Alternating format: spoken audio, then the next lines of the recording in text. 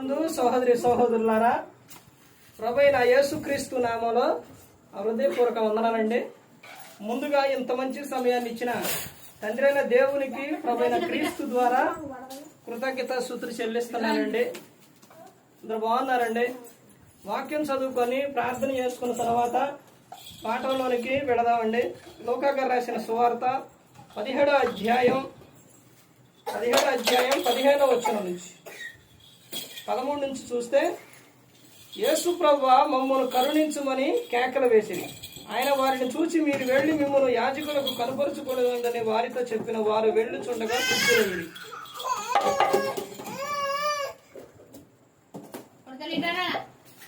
ప్రార్థన చేసుకున్నాం.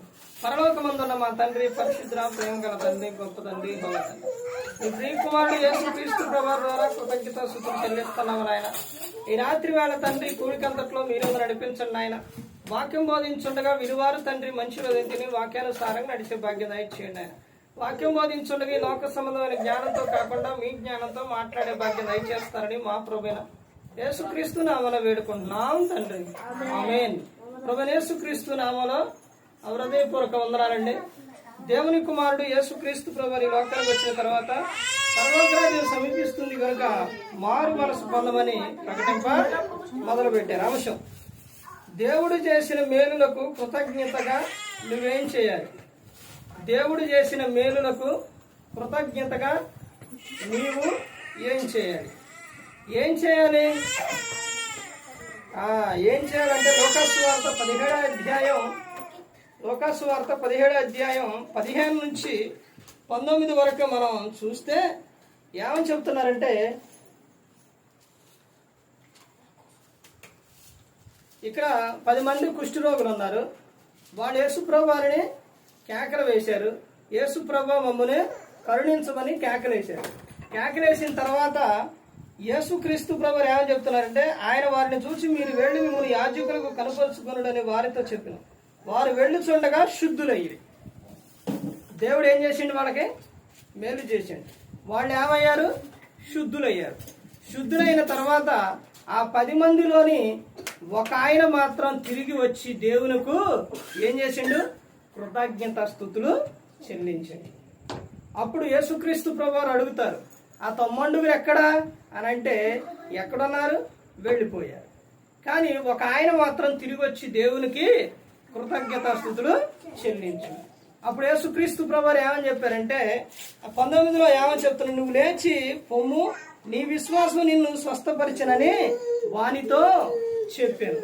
దేవుడు చేసిన మేలులకు ప్రతిగా కృతజ్ఞతగా ఏం చేయాలంటే, ఆయనకు మొట్టమొదటిగా ఏం చేయాలి? కృతజ్ఞతాస్తుతులు చెల్లించాలి. తర్వాత రెండవ విషయం, కీర్తనలో 116వ కీర్తన చదవండి. 116వ కీర్తన. ఈ చెప్పడం అనేది, ఈ చదవటం అనేది కొన్ని ప్రాంతాల్లో అయితే ఒక చాట మాకు రిఫరెన్స్ చెప్పండి మేము చదువుతూ అని అడిగేవారు కూడా ఉంది. ఎందుకంటే బైబిల్ చదవడం అనేది చాలా మంచిదండి, గొప్ప విషయం. కీర్తనలు 116వ కీర్తన 12వ వచనం చూస్తే, యెహోవా నాకు చేసిన ఉపకారములన్నిటికీ నేను ఆయనకి ఏమి చెల్లింతును? రక్షణ పాత్రను చేతపుచ్చుకొని యెహోవా నామమున ప్రార్థన చేసేదను. దేవుడు చేసిన మేలులకు కృతజ్ఞతగా మనం ఏం చేయాలి అని అంటే, ఆ పైన ఏమని చెప్తున్నారు? దేవుడు ఏం చేసిండంట? ఉపకారాలు చేసిండు. ఆ భక్తుడు అడుగుతుండు, ఉపకారాలు చేసిన ఆయన దేవుడు చేస్తే ఆ భక్తుడు ఏమని అడుగుతున్నాడంటే, యెహోవా నాకు చేసిన ఉపకారములన్నిటికీ నేను ఆయనకి ఏమి చెల్లించును? చూసిండండి, నేను ఏమి చెల్లింతాను? ఆయనకి ఏమి ఇస్తాను? దేవుడు ఎంత గొప్ప మేలు చేసిండు మన జీవితంలో, నేను ఆయనకి ఏమి చెల్లిస్తాను అని ఆయన అన్నప్పుడు 13లో చెబుతున్నారు, రక్షణ పాత్రను చేతపుచ్చుకుని యెహోవా నామమున ప్రార్థన చేసేదను. చూశారండి, ప్రశ్న ఆయనలోనే వచ్చింది, జవాబు ఆయనలోనే వచ్చింది. నేనేం చేతును అని అంటాడు. మరలా ఏమంటాడు? రక్షణ పాత్రను చేతబుచ్చుకొని యెహోవా నామమున ప్రార్థన. రక్షణ పాత్ర ఏది? బైబుల్ వాక్యం. ఈ రక్షణ పాత్రను చేతబుచ్చుకొని ఏం చేయాలని చెప్తున్నారు? ప్రార్థన చేయాలి అని చెప్తున్నారు. అంటే దేవుడు చేసిన మేలులకు ప్రతిగా ఏం చేయాలి అంటే ప్రార్థన చేయాలి. అదేంటండి? ప్రార్థన చేస్తే అది దేవునికి ఎట్ట మేలు, దేవునికి కృతజ్ఞత చెల్లించినట్ట అని అంటే ఇక్కడ చెబుతున్న విషయం ఏంటంటే, దేవునికి ప్రార్థన చేస్తే దేవునితో నువ్వు ఏం చేస్తున్నట్టు? మాట్లాడుతున్నట్టు. ఈ రక్షణ పాత్ర పట్టుకోవడం అంటే దేవుడు మనతో మాట్లాడుతున్నాడు. ఈ రెండు ఉంటే ఏమున్నట్టు? మనం దేవునితో సహవాసం కలిగి ఉన్నట్టు. అంటే దేవునితో మనం ఉన్నట్టు. అంటే దేవునితో నిత్యం దేవుడు కోరుకునేది ఏంటంటే మనం నిత్యం ఆయనతో మాట్లాడాలి, ఆయన నిత్యం మనతో మాట్లాడాలి. ఎంత గొప్ప భాగ్యం అండి! అంటే దేవుడు చేసిన మేలులకు కృతజ్ఞతగా ఏం చేయాలనంటే రక్షణ పాత్రను చేతబుచ్చుకొని యెహోవా నామమున ప్రార్థన చేయాలి. తర్వాత విషయం ఇంకా ముందుకెళ్తే కీర్తన 105వ కీర్తన 105వ కీర్తన 105వ కీర్తన 1, 2, 3 వచనాలు చూడండి. యెహోవాకు కృతజ్ఞతాస్తుతులు చెల్లించుడి, ఆయన నామమున ప్రకటన చేయుడి, ఆయన నామమున ప్రకటన చేయుడి, జనములలో ఆయన కార్యమును తెలియజేయుడి, ఆయనను గూర్చి పాడుడి, ఆయనను కీర్తించుడి, ఆయన ఆశ్చర్య కార్యములన్నిటిని గూర్చి సంభాషణ చేయుడి, ఆయన పరిశుద్ధ నామమును బట్టి అతిశయించుడి, యెహోవాను వెతుకువారు హృదయమునందు సంతోషించుదు గాక. ఏమని చెప్తున్నారు? ఏం చేయాలంట? యెహోవాకు కృతజ్ఞతాస్తుతులు చెల్లించాలి అని చెప్తున్నారు. దేవుడు చేసిన మేలులకు ప్రతిగా నువ్వేం చేయాలంటే ఆయనకు కృతజ్ఞతాస్తుతులు చెల్లించుడి, ఆయన నామమున ప్రకటన చేయాలి, ఆయన నామం. తర్వాత జనములలో ఆయన కార్యములు ఏం చేయాలి? తెలియజేయుడి, ఆయనను గూర్చి పాడాలి, ఆయనను కీర్తించాలి, ఆయనను గూర్చి ఏం చేయాలి? పాడాలి. ఈ రోజున దేవుని పాటలు పాడేవాళ్ళు ఎక్కువ, సినిమా పాటలు పాడేవాళ్ళు ఎక్కువ. సినిమా పాటలు పాడేవాళ్ళే ఎక్కువ. అర్థమైందండి? సినిమా వాడు నీకు సహాయం చేస్తారా? నీవు అనారోగ్యంగా ఉంటూ వచ్చి చూస్తారా? నువ్వు ఫ్యాన్స్ అని బ్యానర్లు కట్టి లేకపోతే టికెట్ కోసమని నా అయ్యని ఇయ్యని కాళ్ళు చేతులు ముక్కు మూతి అన్ని పగలగొట్టుకొని ఎర్రగొట్టుకుంటే అయ్యో నా బిడ్డలో, అయ్యో నా సినిమా కోసం చూడటం కోసం ఈ కట్టం కోసం ఎంత ఇది చేశారని వాళ్ళు ఏమన్నా నీకు సహాయం చేస్తారా? అసలు నువ్వు వాళ్ళకి తెలుసా వాళ్ళకి? అంటే వాళ్ళ నీ ద్వారా వాళ్ళకి ఏం వెళ్తుంది? వాళ్ళు ఏమవుతున్నారు? ఎక్కువగా డబ్బు సంపాదించుకున్నారు. వాళ్ళు ఎక్కువగా జనంలోనికి ఎక్కువగా ఇది వెళుతున్నారు. అంటే వాళ్ళని నువ్వేం చేస్తున్నావు? హైలైట్ చేస్తున్నావు. కానీ నిన్ను కాపాడేది వాళ్ళు కాదు, నిన్ను పోషించేది వాళ్ళు కాదు, నిన్ను రక్షించేది వాళ్ళు కాదు. నువ్వు ఆపదలో ఉన్నావంటే నీకు సహాయం చేసేది దేవుడు, నిన్ను రక్షించేది దేవుడు, నీకు సమస్తాన్ని ఇచ్చేది దేవుడు. కానీ మనిషి ఏం చేస్తుండో సినిమా పాటలకే, సినిమాలకే ఫ్యాన్స్ అంటూ అవ్వంటూ ఇవ్వంటూ ఎన్నెన్నో చేస్తున్నారు. వాటి వల్ల ఏమొచ్చింది అని అంటే నీకు అనారోగ్యం తప్ప, ఆరోగ్యం పోవటం తప్ప నీలో ఏమీ కూడా ఉండదు. నీ కుటుంబంలో చికాకు, నువ్వు సంపాదించిన సంపదంతా ఖర్చు. అర్థమవుతుందండి? వాటి వల్ల ఏ ప్రయోజనం లేదు. ఇక్కడ ఏమని చెప్తున్నారంటే చూడండి, ఆయనను గూర్చి పాడుడి, ఆయనను కీర్తించుడి అని చెబుతున్నారు. ఆయనను గూర్చి ఏం చేయాలి? పాడాలి.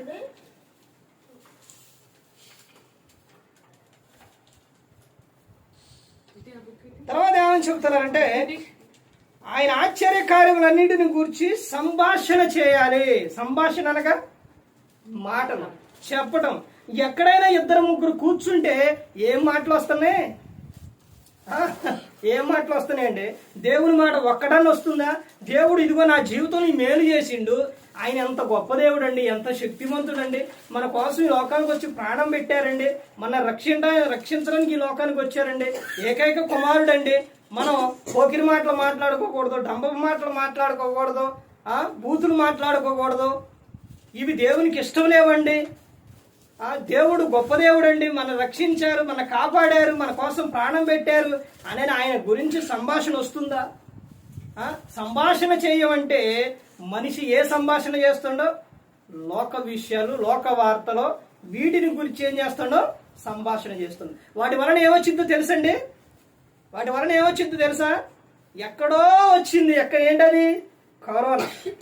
అక్కడి నుంచి ఒక విషయం ఏంటనంటే, కరోనా ఎక్కడో వచ్చింది, కానీ కొంతమంది వ్యక్తులు అక్కడెక్కడో కరోనా వచ్చి మనిషి చనిపోతే ఇక్కడ కరోనా రాకముందే భయపడి గుండాగి చనిపోయినారు వాళ్ళు చాలా మంది ఉన్నారు. భయంతో చనిపోయిన వాళ్ళు చాలా మంది ఉన్నారు.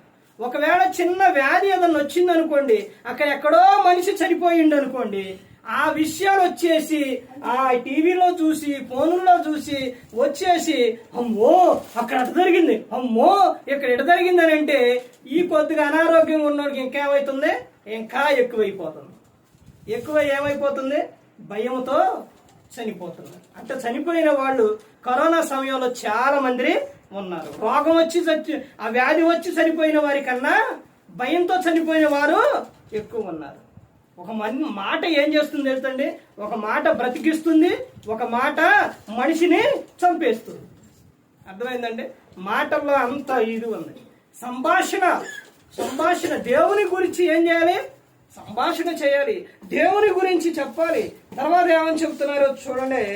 ఆయన పరిశుద్ధ నామమును బట్టి అతిశయించుడి, యెహోవాను వెతుకువారు హృదయమునందు సంతోషించుదురుగాక. యెహోవాను వెతుకువారు హృదయమునందు ఏం చేస్తారంట?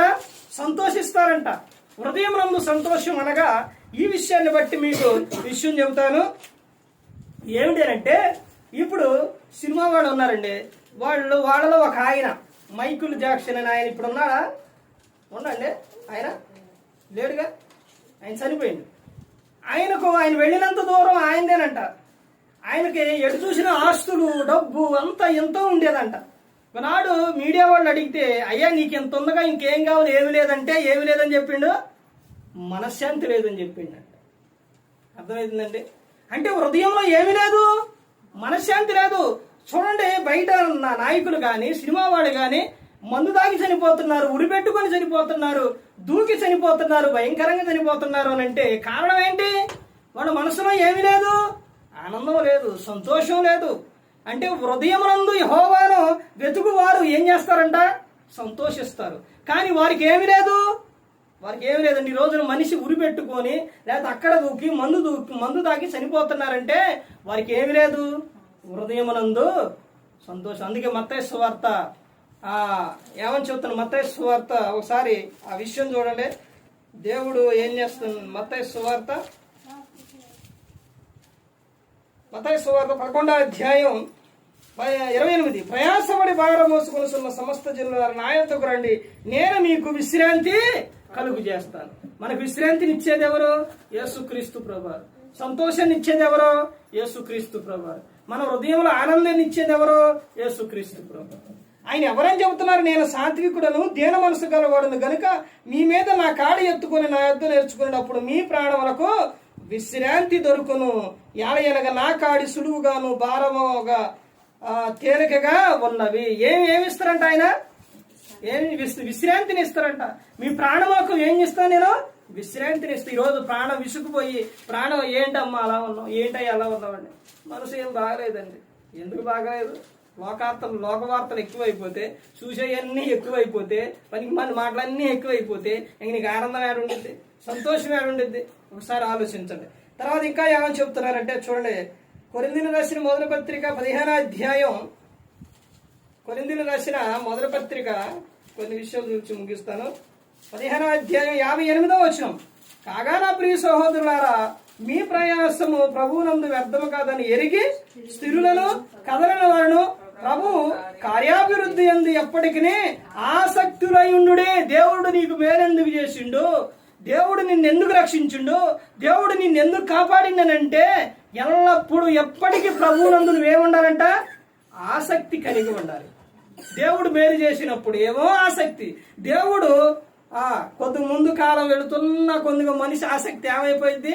ఏమ్మా అయ్యా ప్రార్థనకు రావట్లేదండి, ఎక్కడ ప్రార్థనకు వస్తామండి, ఎక్కడ కుదురుతుందండి? అది వరకు ఏమైపోయింది? ఈ ఆసక్తి ఏమైపోయింది? పోయింది. అదే చెప్తున్నారు, ఎప్పటికి ఏమని చెప్తున్నారు అక్కడ? నా ప్రియ సహోదరులారా, మీ ప్రయాసం ప్రభువునందు వ్యర్థము కాదని వెరిగి. ప్రభువునందు మీ ప్రయాసం వ్యర్థం కాదు. ప్రభు గురించి నువ్వు పాడబడుతున్నావా? ప్రభు గురించి వాక్యం చెబుతున్నావా? ప్రభు పనిలో ఉన్నావా? మీ ప్రయాసం వ్యర్థం కాదు. దేవుడు మీకు జ్ఞానాన్ని ఇస్తారో, తెలివిని ఇస్తారో, కాపాడతారో. అయితే ఎప్పటికీ ఏముండాలంట? ఆసక్తులై దేవునిలో కదలని వారిగా ఉండాలి. కదలని వారిగానంటే కొద్దిసేపు లోకం, కొద్దిసేపు దేవుడు అన్నట్టు ఉండకూడదు. ఎప్పుడు దేవునిలోనే ఉండాలి. రోమిలకు రాసిన పత్రిక 12వ అధ్యాయం, అద్భుతమైన విషయాలండి ఇవన్నీ కూడా. రోమిలకు రాసిన పత్రిక 12వ అధ్యాయం 1-2 వచనాల్లో చూస్తే, కాబట్టి సహోదరులారా, పరిశుద్ధమును దేవునికి అనుకూలములైన సజీవ యాగముగా మీ శరీరములను ఆయనకు సమర్పించుకోండని దేవుని వాత్సల్యమును బట్టి మిమ్మును బతిమాలు కొలుస్తున్నాను. ఇట్టి సేవ మీకు యుక్తమైనది. ఏమని చెప్తున్నారు? పరిశుద్ధంగా జీవించాలి, సజీవ యాగముగా మన శరీరములు ఆయనకు సమర్పించుకోవాలి. తర్వాత 2వ వచనంలో ఏమని చెప్తున్నారు? మీరు ఈ లోక మర్యాదను అనుసరింపక ఉత్తమును అనుకూలమును సంపూర్ణమై ఉన్న దేవుని చిత్తం ఏదో పరీక్షించి తెలుసుకున్నట్లు మీ మనసు మారి నూతన ఒకటి వలన రూపాంతరము పొందుడి అని చెప్తున్నారు. 9 గంటలకు అయిపోయిద్దాం. ఏమని చెప్తున్నారు? మీరు నూతన పరచబడాలి. దేవుడు చేసిన మేలుకు కృతజ్ఞతగా నువ్వేం చేయాలంటే సజీవ యాగంగా నీ శరీరానికి సమర్పించాలి. తర్వాత గొంగళ పురుగు సీతాకోక శిలకలాగా ఎలాగైతే మారిద్దో అలాగే నీ జీవితం ఏమవ్వాలి? అలా మారాలి ఇకప్పటి నుంచి. అర్థమైందండి? అదే మనం దేవునికి ఇచ్చేది. అర్థమైందండి? దేవుడు కోరుకునేది ఏంటంటే, కుమారుడా కుమార్తె నీ హృదయం నాకు ఇవ్వు. మన హృదయం అంట, మన దేహం, మన హృదయం దేవునికి ఏంటది? ఆలయం అయి ఉన్నది. తర్వాత ఇంకా ఏమని చెప్తున్నారంటే, దానియేలు గ్రంథం 4వ అధ్యాయం 2-3 వచనాల్లో ఒకసారి ఎప్పుడు ఎక్కడ సందర్భంలోనైనా ఈ వాక్యాన్ని చూపించడమే అవుతుంది. ఒకసారి చదవండి, చూపించి దాని గురించి చెప్పడం అవుతుంది. ఈసారి చదివిద్దాం, ఎందుకంటే సమయం కొంచెం ఉంది కాబట్టి. 4వ అధ్యాయం 2-3 వచనాలు. మహోన్నతులకు దేవుడు నా ఎడల చేసిన అద్భుతములను సూచక్రియలను మీకు తెలియజేయుటకు నాకు మనస్సు కలిగింది. ఆయన సూచిక క్రియలు ఎంతో బ్రహ్మాండమైనవి, ఆయన అద్భుతములు ఎంతో ఘనమైనవి. ఆయన రాజ్యము శాశ్వత రాజ్యము, ఆయన ఆధిపత్యము తరతరములు నిలుచుచున్నది. ఇక్కడ ఎవరు చెప్తున్నారు? రాజుకు నెబుకద్నెజరు. ఎవరండి? నెబుకద్నెజరు. ఒక అన్యుడు రాజు అయ్యి అతడు చెబుతున్న విషయం ఎవరి గురించి? యెహోవా గురించి. ఆయన సింహాసనం ఎలాంటిది, ఆయన ఎలాంటివి, ఆయన ఎంత గొప్పగా చెబుతున్నాడండి. ఒకసారి దేవుడు ఆయన జీవితంలో దేవుడు చేసిన మేలులకు ఆయన రాజు అన్యుడండి. ఇప్పుడు నేను చెప్పిన సందర్భాల్లో అన్యులు ఎంతమంది కనపడ్డారు? అబ్బా, బ్రహ్మాండంగా నెంబర్ 1 వింటున్నారు మీరు వాక్యం. ఎంతమంది కనపడ్డారు అన్యులు? దేవునికి కృతజ్ఞతాస్తుతులు చెల్లించిన వారిలో ఎంతమంది కనపడ్డారు? ఎంతమంది అండి? మొట్టమొదటిగా ఒక ఆయన. ఎవరు అతను? అన్యుడు, సమరయుడు. దేవునికి ఏం చేసిండు? కృతజ్ఞతాస్తుతులు. ఇతడు రాజు, అన్యుడు. దేవుని గురించి ఏం చెబుతుండో అతడేం చేసిండు? కృతజ్ఞతాస్తుతులు చెల్లించిండు. ఇతడేమి చెల్లించిండు? ఇతడేం చెబుతుండో ఆయన గురించి గొప్పగా పొగుడుతుండు. మీరు వాక్యం వినట్లేదు అనట్లేదు, మీరు వింటున్నారు కాబట్టే వాక్యాన్ని ఈ విధంగా చెప్పగలుగుతున్నాం. మీరు వినకపోతే మీరు అటు ఇటు అట్ట అనుకుంటే అటు మాట ఇటు అనుకుంటే వాక్యం చెప్పేవారు చెప్పలేరు. ఇంత ఆసక్తిగా మీరు వింటున్నారు కాబట్టి వాక్యం చెప్పగలుగుతున్నాం.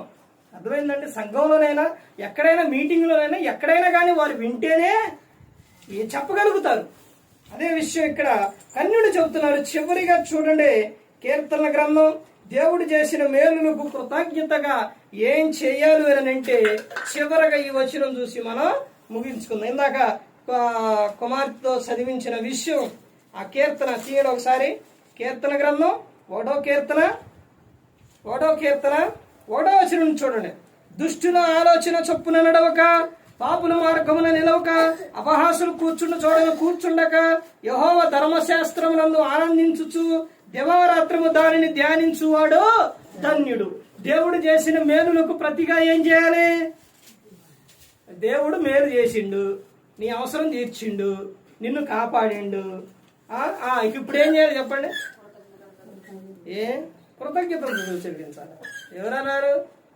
దుష్టులతో ఏం చేయాలి? సాంగత్యం చేయాలి. అపహాసులు కూర్చున్న చోట కూర్చోవాలి. తర్వాత ఏం చేయాలని చెబుతున్నారు? పాపుల మార్గమున నిలవాలి. ఇదేనా చెబుతుంది? దేవుడు చెబుతుంది ఇది కాదు. దేవుడు నీకు మేలు ఎందుకు చేశారు, నిన్ను కాపాడారనంటే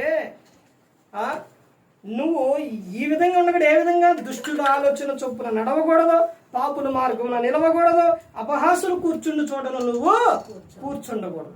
మరి దేవుడు చేసిన మేలులకు ప్రతిగా కృతజ్ఞతగా నువ్వేం చేయాలంటే యెహోవా ధర్మశాస్త్రమునందు ఆనందించుచు దివారాత్రము దానిని ధ్యానించువాడు ధన్యుడు. అర్థమైందండి? ధ్యానించాలి. 7 విషయాలు చెప్పాను. ఎక్కడైనా ఒక అంశం తీసుకొని దాని గురించి 7 విషయాలు, కొన్ని విషయాలు చెప్పడం అనేది జరుగుతుంది. ఎందుకంటే ప్రతి ఒక్క చాట చెప్పే ప్రతి ఒక్క మాట యూట్యూబ్ ద్వారా వెళ్ళినా, లేకపోతే అక్కడ ఉన్నవారు విన్నా, వారి హృదయంలో అలా ఉండిపోవాలి ఒక అంశం అనేది. ఈ రోజున మనం నేర్చుకుంది ఏంటి? నిన్న నేర్చుకున్న విషయం ఏంటి? నేను విషయం నేర్చుకుంది ఏంటంటే, దేవుడు నీకు మేలు ఎందుకు చేస్తున్నారో తెలుసా? దేవుడు మేలు ఎందుకు చేస్తుండో? మనం మా పాపాన్ని విడిచిపెట్టి ఈ లోకం విడిచినప్పుడు పరలోకం ఆయనతో పాటు ఉండాలని దేవుడు మేలు చేస్తుంది. మరి దేవుడు మీ రోజు ఏంటి? దేవుడు మేలు చేసిండు. దేవుడు మేలు చేసినప్పుడు కృతజ్ఞతగా ఏం చేయాలి? నువ్వు ఏం చేయాలి? మొట్టమొదటిగా కృతజ్ఞతాస్తుతులు చెల్లించాలి. తర్వాత రెండో విషయం ఏంటి? ప్రార్థన చేయాలి. మూడో విషయం జనములలో ఆయన గురించి ప్రకటించాలి. 4వ విషయం ఎప్పటికీ ఆసక్తులై ఉండాలి. తర్వాత 5వ విషయం ఏంటి? 5వ విషయం సజీవ యాగముగా శరీరములు ఆయనకు సమర్పించుకోవాలి. తర్వాత 6వ విషయం ఏంటి? ఆయన గురించి, ఆయన రాజ్యం గురించి, ఆయన గురించి ఏం చేయాలి? చెప్పాలి. అర్థమవుతుందండి? ఆయన గొప్పదనం, ఆయన ఆధిపత్యం గురించి ఏం చేయాలి? చెప్పాలి. తర్వాత 7వ విషయం ఏంటంటే ఈ గ్రంథాన్ని ఏం చేయాలి? ధ్యానించాలి. ఎక్కడైనా 7 విషయాలు ఇలా విషయాలు చెబుతాను. ఇందులో ఒక్క విషయం అన్నా మనసులో పెట్టుకోండమ్మా అని చెబుతాను. ఎందుకనంటే వీటిల్లో ఒక్కడ మనసులో పెట్టుకున్నా మనం ఏమైతూ బహుగా ఫలిస్తాం, దేవునికి ఇష్టలుగా మనం జీవిస్తాం. ఈ 7 విషయాలు దేవుడు చేసిన మేలులకు కృతజ్ఞతగా ఆయనకు మనం చెల్లించాలి. ఇప్పుడు ఇలా చేయటం వలన దేవునికి ఏంటి? ఒకసారి ఆలోచించండి. ఇలా చేయటం వలన మనకి మేలు. అర్థమవుతుందండి? మనం దీవించబడతాం, మన ఆశీర్వదింపబడతాం. ఈ లోకం విడిస్తే ఆడికి వెళ్తాం, పరలోకం చేరతాం. అర్థమవుతుందండి? దేవునికి కృతజ్ఞతాస్తుతులు చెల్లిస్తే దేవుడు మనలను మర్చిపోతాడా? మర్చిపోడు. మేలు చేసిన దేవునికి అక్కడ అన్యుడు 10 మంది వాళ్ళు స్వస్థత కలిగితే ఒక ఆయన వచ్చి మాత్రం ఏం చేసిండు? కృతజ్ఞతాస్తుతులు చెల్లించిండు. అప్పుడు చెల్లించినప్పుడు యేసుక్రీస్తు ప్రభువు ఎంత ఆనందపడ్డారండి. నీ విశ్వాసం నిన్ను స్వస్థపరచునని చెప్పారు. ప్రార్థన చేయడం అంటే దేవునితో మాట్లాడుకోవటం. వాక్యం అనగా దేవుడు మనతో మాట్లాడటం. ఇంకా ప్రతి ఒక్కరు గమనించుకోవాలి, ఏ ఒక్కరు కూడా నశించి నరకానికి వెళ్ళిపోకూడదని యేసుక్రీస్తు ప్రభువారు ఈ లోకానికి వచ్చి మనందరి కోసం సిలువలో తన ప్రాణాన్ని పెట్టి ఉన్నారు. అబ్బా, అందులో ఆయనలో ఉన్న ఆనందం ఉందంటే మామూలుగా ఉండదు. ఈ రోజున ఎంతో మంది చూడండి, ఎంతో మంది ఆనందం లేక, సంతోషం లేక, బాధ, దుఃఖం ఇన్నిట్లల్లో మునిగిపోయి కుటుంబంలో సంతోషం లేక, ఆనందం లేక, చికాకులు, గొడవలు ఎన్నిటితోనూ నిండిపోతూ ఉన్నారు. ఎప్పుడు? కుటుంబంలో ప్రార్థన లేనప్పుడు, వారు దేవునిలో లేనప్పుడు. అర్థమైందండి? అదే వాళ్ళ కుటుంబంలో ప్రార్థన ఉండి, వాళ్ళ జీవితంలో దేవుడు ఉండి, యేసుక్రీస్తు ప్రభువారు వారిలో ఉంటే ఆనందం ఎలా ఉంటుంది? ఎంత సంతోషంగా ఉంటుందో ఒక్కసారి ఆలోచించండి. ఎంతో మంది భయంకరంగా ఇదైపోవలసిన వాళ్ళు క్రీస్తుని నమ్ముకొని ఈ రోజున బహుగా వాళ్ళు ఏమవుతున్నారు? ఫలించి అభివృద్ధి చెందుతున్నారు. క్రీస్తులోనికి వస్తే ఆయన ఏం చేస్తారో తెలుసండి? ఏం చేస్తారో నీ మనస్సును మారుతారు. మీ ఎవరైనా తాగే ఆయన మీ కుటుంబంలో ఉన్నా, తిరిగే ఆయన ఉన్నా, లేకపోతే భార్య అరిచే గయాళి అయినా, లేకపోతే పిల్లల మాట లేకపోయినా, వీళ్ళందరినీ ఏం చేస్తారో తెలుసా? దేవుడు యేసుక్రీస్తు ప్రభువారు ఏం చేస్తారు? వారి మనస్సులో మారుస్తారు. వాళ్ళు మారు మనసు పొంది అలా జీవిస్తే వాళ్ళ జీవితం బాగుంటుంది. ఆ కుటుంబం ఎలా ఉంటుంది? ఆనందంగా సంతోషంగా ఉంటుంది. పరలోకంలో ఎలా ఉంటుంది? ఈ లోకంలో ఎలా ఉంటుంది? ఎప్పుడు అరుచుకుంటా, కొట్టుకుంటా, గోల, ఆ చికాకులు ఇలాంటివి ఉంటే అసలు ఆ ఇంటిలో ఆనందం ఉండిద్దే? వినేవారికి అసలు ఎలా ఉండిద్ది? అది లోకస్తులు, లోకంలో ఉన్నవారికి. దేవుళ్ళలో ఉన్నవారు ఎలా ఉంటారు? ఎప్పుడు నిత్యం ఆయన ఆరాధిస్తారు, స్తుతిస్తారు, ప్రార్థన చేస్తారు. అక్కడ యేసుక్రీస్తు ప్రభువారు ఉంటారు కాబట్టి ఆనందం, సంతోషంగా ఉంటారు. అందుకని ప్రతి ఒక్కరు గమనించుకోవాలి. ఏ ఒక్కరు కూడా నశించి నరకానికి వెళ్ళిపోకూడదని యేసుక్రీస్తు ప్రభువారు ఈ లోకానికి వచ్చి మనందరి కోసం సిలువలో తన ప్రాణాన్ని పెట్టి ఉన్నారు. మరి ఈ విధంగా నిలబెట్టి మాట్లాడిచ్చిన తండ్రి దేవునికి కృతజ్ఞతాస్తుతులు చెల్లిస్తూ, ఎంతవరకు శ్రద్ధగా ఉన్న మీకు ప్రభు పేట నా హృదయపూర్వక వందనాలు చెల్లిస్తూ ఈ మాటలు ముగిస్తాను. అందరికీ